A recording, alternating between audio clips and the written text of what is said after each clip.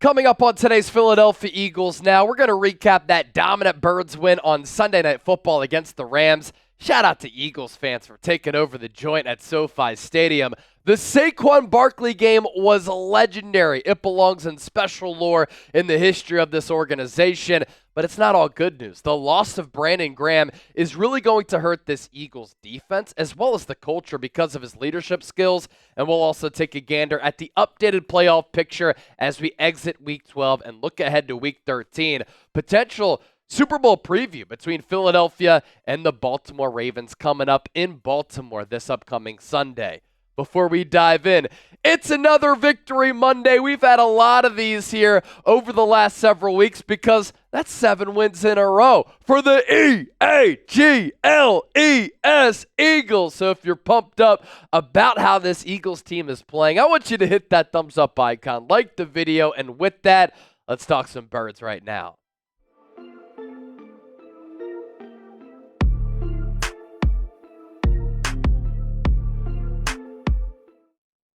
Let's get it rolling on a Monday. You're watching Philadelphia Eagles Now by Chat Sports. I'm Chase Sr., and as always, no matter where you are, how you're tuned in, I greatly appreciate you for making today's show a part of your day, and I appreciate Roan for making it possible. I am wearing their commuter polo. Their commuter collection is phenomenal, and for the Bird Gang, we have a phenomenal deal. Get 20% off your order when you use the promo code ChatSports at roan.com/chatsports. You go outside. It's starting to get a little bit colder now that fall is here, and fall as a season, winter as a season, needs its own wardrobe full of comfortable and coordinating pieces for a layered look with perspective. You need warmth that's still extra breathable, comfortable, and clothes that look good during this time of year. Starchy, stiff workwear is just not optimal when you need to endure your busiest, most important days.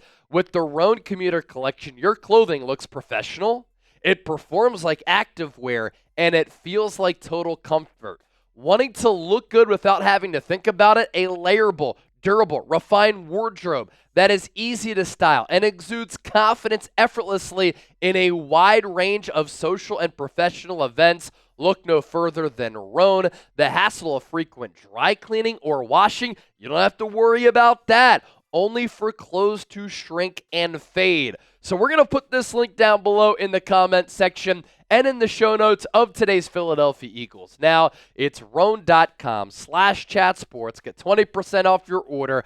Everything from a golf polo like this to a button-up shirt, pants, shorts. Roan can complete your wardrobe. Get signed up today. Use that code ChatSports. Save money. Look good. Feel good with Roan today, our sponsor for this Victory Monday edition of Philadelphia Eagles Now. Let's begin with this.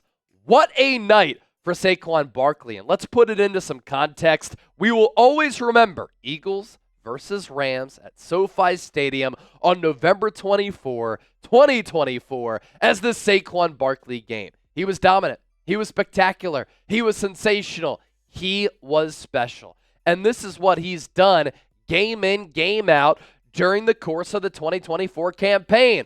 A ridiculous stat line that he was able to put forward, and what a highlight tape that we will be watching for years and years.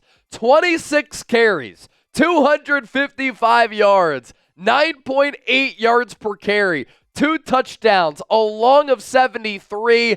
And how often do you see any player have 2 touchdowns in a single game that are both 70-plus yards? He set a single-game rushing record in the history of this organization with that career-high 255 yards. That was more than what LaShawn McCoy had on the ground in the snow game against the Detroit Lions back in 2012.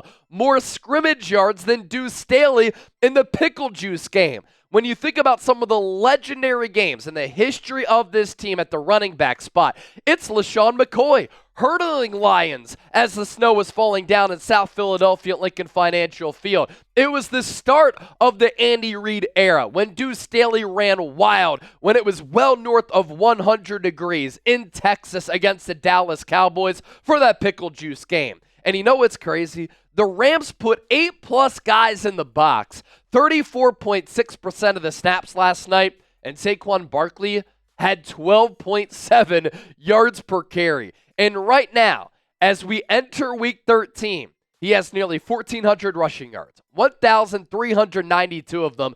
That's already a career high, and he is on pace, not just for more than 2,000 all-purpose yards. He is on pace for more than 2,000 rushing yards, which would be one of the most dominant seasons in the history of football, not just the Philadelphia Eagles. And it must be awkward inside the New York Giants building.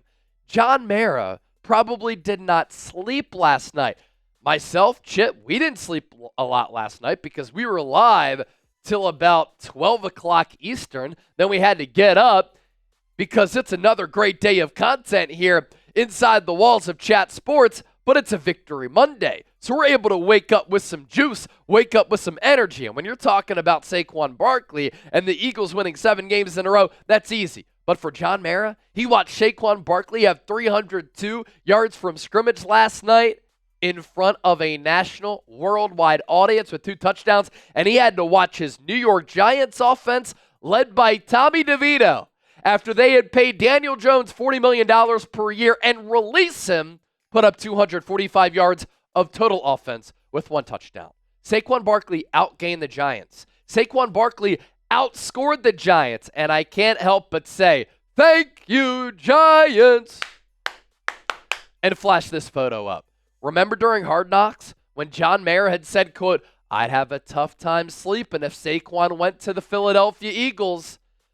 He is ours, and we are very appreciative that Saquon Barkley is ours. Thank you, General Manager Joe Schoen, for the New York Giants for letting him come to the city of brotherly love. And Saquon Barkley is probably thanking the Giants for not paying him and for him coming back to his home state of Pennsylvania, where he starred at Whitehall High School, where he starred at Penn State, and now he's starring for the Midnight Green. What we're witnessing right now is a special season. It is a special run for Saquon Barkley. And appreciate what you are witnessing right now, because this is a unique one-of-one season that might never be duplicated. And are you buying the MVP talk? If you weren't going into Sunday Night Football, you should be now. Because where would the Eagles be without number 26? And if there is a year for a running back to win the most valuable player of the year award, it's this year here in 2024. Because there really isn't a quarterback who's running away with that award. Josh Allen's having a great year, but is he the MVP over Saquon Barkley? Jared Goff is having a very solid year, but his numbers don't jump off the page at you. Patrick Mahomes has put up completely pedestrian offensive numbers, whereas Saquon, what he's doing right now is insane. Recent running back MVP award winners. A running back has not won MVP since Adrian Peterson did it for the Minnesota Vikings back in 2012. Can Saquon Barkley end that drought?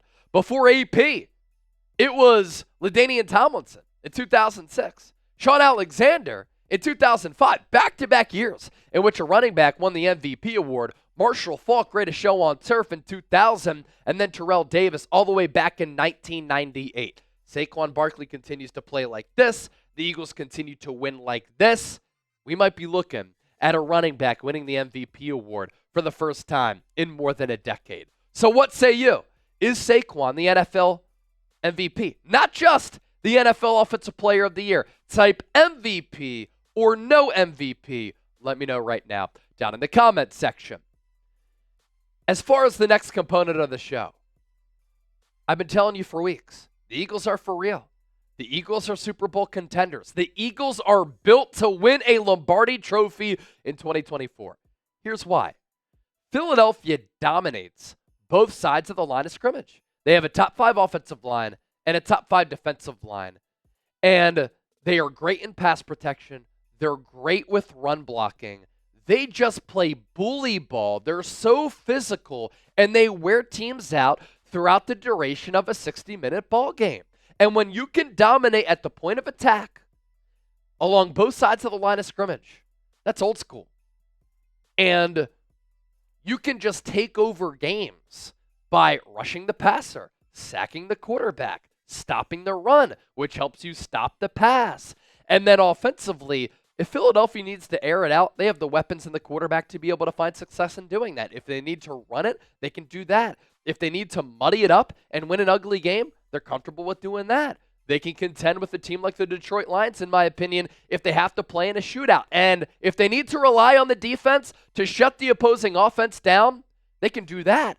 The Eagles have the youngest defense in the National Football League, yet they're having maybe their most dominant defensive season since the Buddy Ryan days of the early 1990s. The ingredients are there for Philadelphia to win a Super Bowl this year. They're also multiple on both sides of the ball. They're complementary. They are complete. They have talent all across the board. They have experience in close games and in big playoff games. That is why the Eagles are contenders. Now, there's a lot of good news that we're talking about here on the show. A lot of good news that we talked about on the postgame show last night. This is not included in that.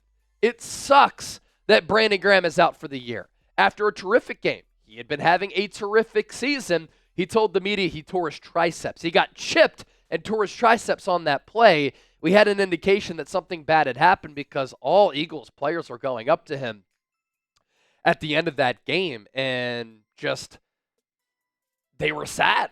And they were letting him know, hey, we got your back. And you had a feeling that something significant had happened because that wouldn't happen if he just turned his ankle or something like that. What a year, what a career for Brandon Graham. Hopefully this isn't it for number 55, who is already going down as an all-time Eagle.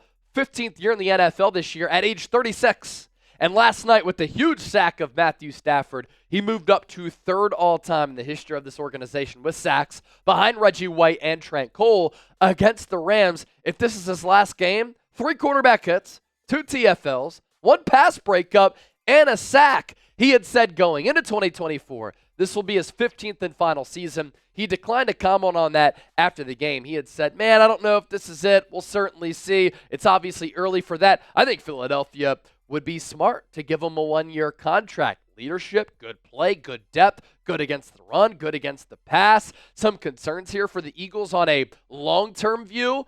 They are tapping into depth at the edge rusher, defensive end spot. Bryce Huff already out for a couple of weeks due to a wrist surgery. Brandon Graham now out for the year. Jalen Hurts will have to get some more time. The good news is the Eagles are really deep at defensive tackle. Last night, everybody's making plays. Jordan Davis, Jalen Carter, Moro Ajomo, Thomas Booker.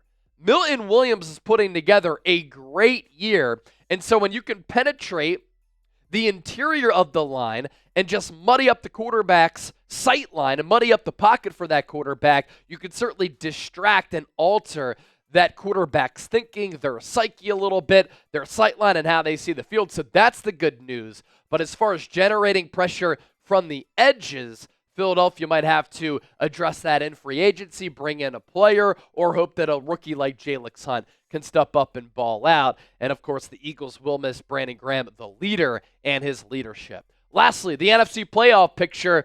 Big win for Philadelphia last night because they maintained striking distance for that number 1 seed with the Detroit Lions. The Detroit Lions do have a difficult schedule remaining, either later today or tomorrow. We'll take a look at the Eagles' playoff picture and how they can get that number 1 seed. We'll look at the Eagles' remaining schedule, the Lions' remaining schedule, but the number 1 seed is within striking distance for Philadelphia. It's really a 2-horse race, I think, in the NFC. Detroit, Philadelphia, they're on a collision course to hopefully meet in the NFC Championship game, which would be terrific. I hope it's at Lincoln Financial Field. And then you look at the rest of the NFC. I don't have concerns with Philadelphia matching up against Seattle or Atlanta. The wild card teams in Minnesota and Green Bay are dangerous, but that 7th seed, not too many concerns there. I think Washington is fraudulent. The NFC East standings, again, a big win for Philadelphia because they extend their lead over the Commanders